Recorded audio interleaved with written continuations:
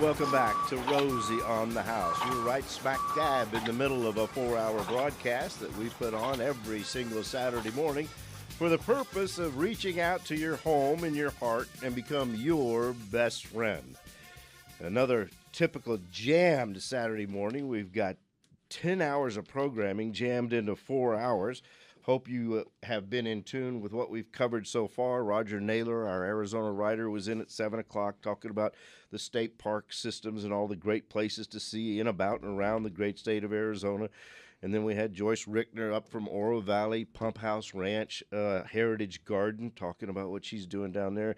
And this hour in particular, we've got the director of the Registrar of Contractors, Mr. Jeff Fleetham. Thank you in your busy schedule for taking the time and coming and visit with our Arizona listeners. Well, thanks, Rosie. It's great to be here. I always love coming here. Well, love the show. you have got, I complain about having a full plate. And you know what? I was actually at a management seminar in D.C. on Monday. And they said, never complain about having a full plate. I believe that's the case. So I'm going to quit complaining about having a full plate. There you go. It's fine with me. You can complain if you want, Rosie. Oh, man, but you have got a full plate. Yeah, we've been pretty busy, so that's good. I'm having more fun than I probably ever had working in my life. Well, let's talk about what y'all were just up to. Well, we're going to do that, but what I'd like to bring up to your attention here is there's something that I found out that's very interesting is did you know that every kernel of corn on a cob needs to be fertilized? I thought you were going to tell me my license was expired. There you go. Did you, now be honest, did you know that? Absolutely not. That little blossoming tassel out the top of the cob is the pollen. Right.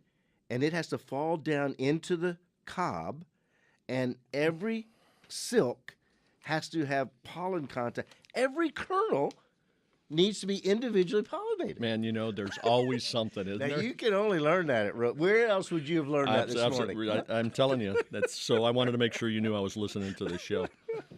So. Well, listen, talking about learning things. You and I as well are kind of on a mission to recruit youth into the construction science world. Absolutely. Y'all have been busy the last couple of days. Yes, we have. Well, last week and this week as well. Last week we were at the Southern Arizona Construction Career Days at down at the Tucson Rodeo Grounds.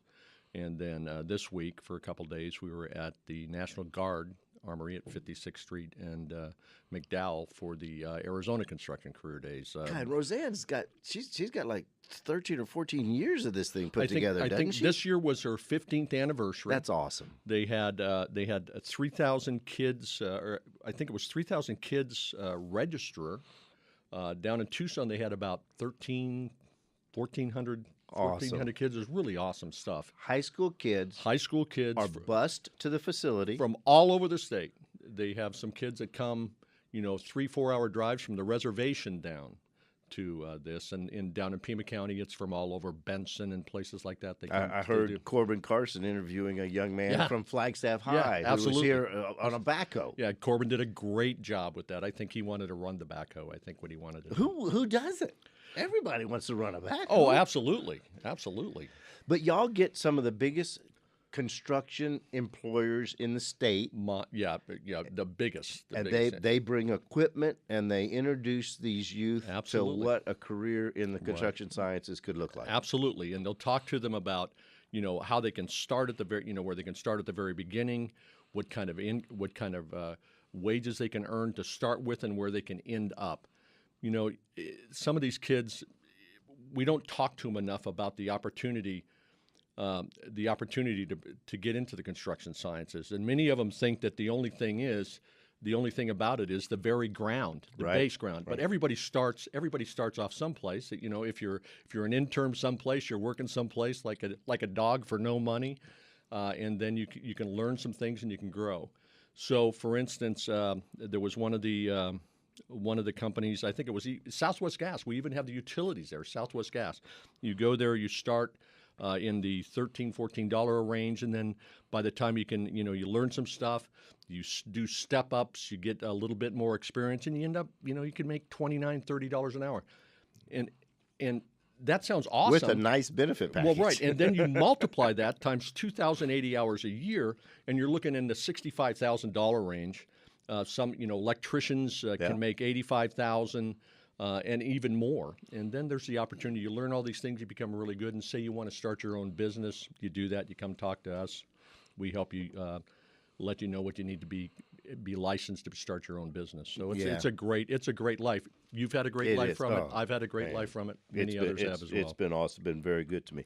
So career days. So we've just finished up the 15th year in celebration of that. Congratulations for your participation on that, and thank you to all the sponsors that helped put that on, trying to recruit young men and women into the construction fields. Right. Absolutely. Great opportunities there.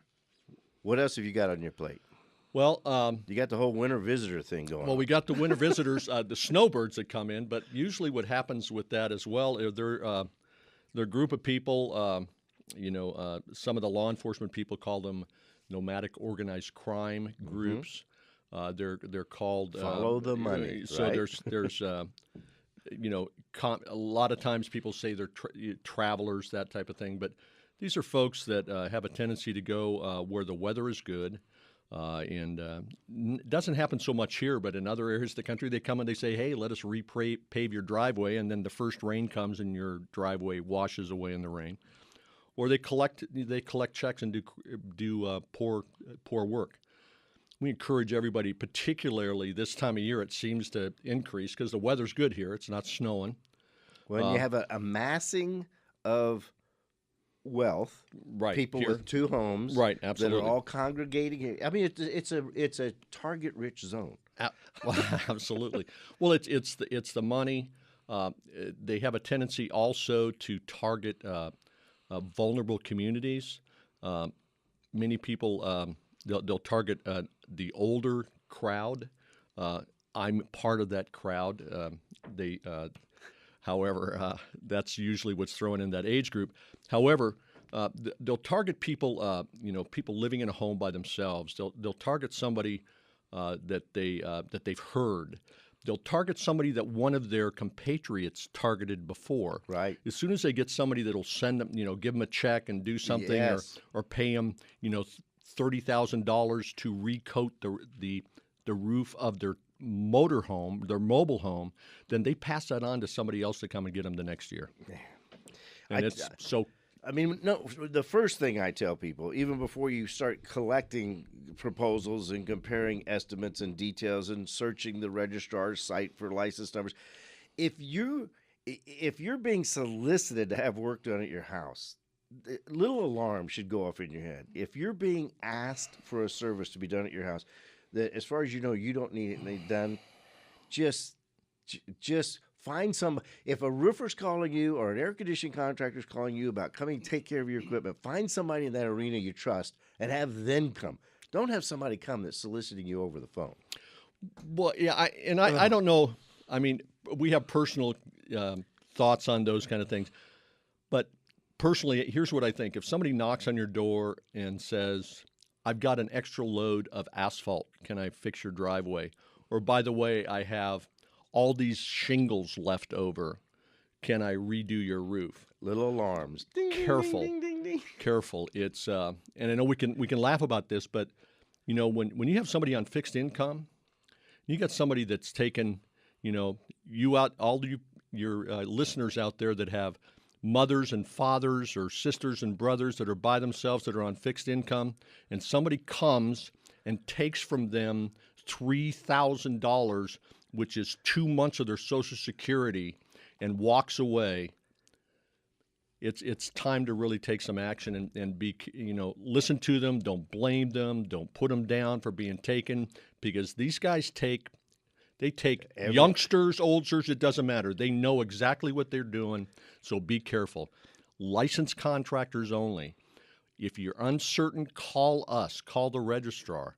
Do your due diligence. Check it all, but be particularly careful. This time of year, they're out there, and they are really good at what they do. They're traveling en masse, that's for sure. Right. And they're targeting anybody that will be soft enough to not do the due diligence. Absolutely. So career days, the travelers. What else are you up to? I want to talk about this Arizona management system. Well, that's an exciting thing. So, and we may have to get to that in just a couple minutes. That's good with all me. right. So we'll get to that. We're here with the director of the Registrar of Contractors, Mr. Jeff Fleetham. We're here with the director of the Arizona Registrar of Contractors, Mr. Jeff Fleetham, and we have talked about career days, and we've talked about the danger of the traveling service providers. Well, out you could crooks. call them that. It's amazing the National how Association of Bunco sophisticated they are. Yeah, the What's a National bunco? Association of Bunco Investigators called them nomadic organized crime groups. And bunco is confidence crimes of deception. And it's a term that we used to use years and years ago. Bunco, of course, is a game. Okay.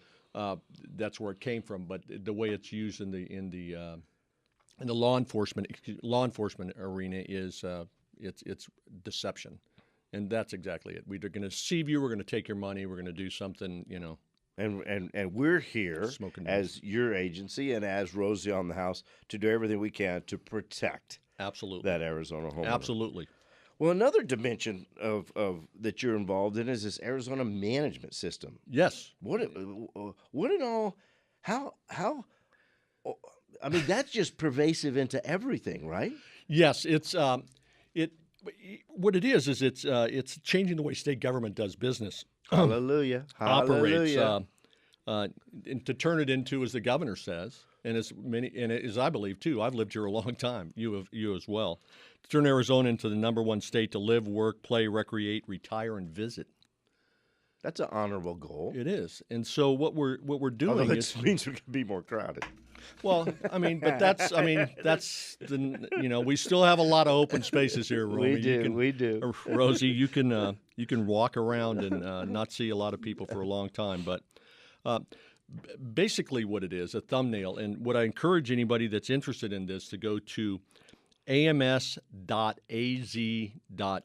ams.az.gov, and they can get dig deep into what's going on here. It's I'll give you an example of what happened at our agency. And some of our listeners aren't going to be interested in it, but it kind of gives you an idea of what we do. A license application for somebody getting a new license contractor application, had been about 30 pages, 35 pages, something like that. Once we looked at this application and matched the questions we were asking to the statutes that are required, the application is now 8 pages long.